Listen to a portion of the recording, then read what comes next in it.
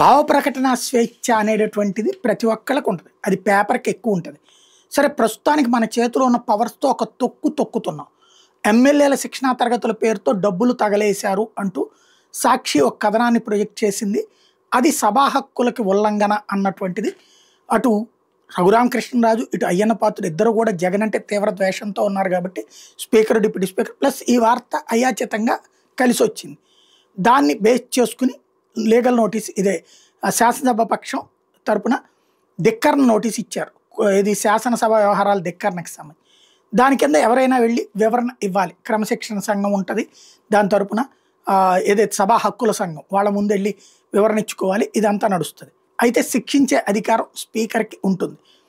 దాన్ని ఆపమని చెప్పి హైకోర్టుకు వెళ్ళింది సాక్షి. దానికి ఆపబోము, వాళ్ళకి హక్కు ఉంది కాబట్టి వాళ్ళు విచారించవచ్చు. కానీ వాళ్ళ విచారణ అనేటటువంటిది ఏమి న్యాయ పరిధికి అతీతం కాదు.